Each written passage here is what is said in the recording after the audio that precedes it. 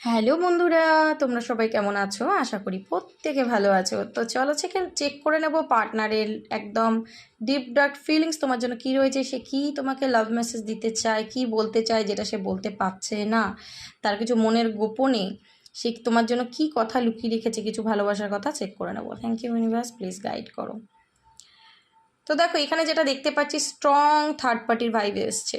তোমাদের দুজনের মাঝখানে কিন্তু কোনো তৃতীয় ব্যক্তি আছে। তৃতীয় ব্যক্তি কোনো মানুষ হতে পারে, ফ্যামিলি হতে পারে, লং ডিস্টেন্স হতে পারে, তার কাজবাজ হতে পারে, ঠিক আছে, যা কিছু হতে পারে তৃতীয় ব্যক্তি, যেই কারণে তোমাদের দুজনের মধ্যে অনেকটা দূরত্ব এসে গেছে।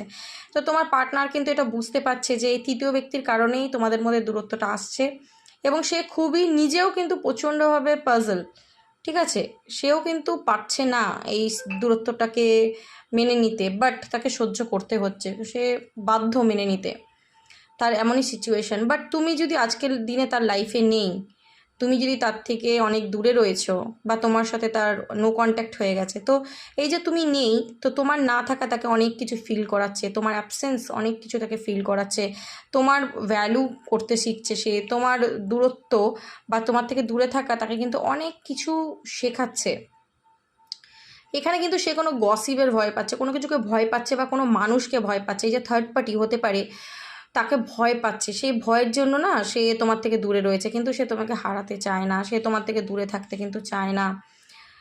তো এখানে যেটা দেখতে পাচ্ছি, তোমার পার্টনার হতে পারে কোনো প্ল্যান করেছিল, তার কোনো মানে মাথায় কিছু চলছিল প্ল্যান, বাট সেটা কিন্তু আনএক্সপেক্টেডভাবে কিন্তু জিনিসটা ঘটে গেছে, মানে সে যেটা ভেবেছিল সেরকম কিছু আউটকাম পায়নি, কিছু অন্যই আউটকাম পেয়েছে, যেটা কিনা সে মানতে পারছে না।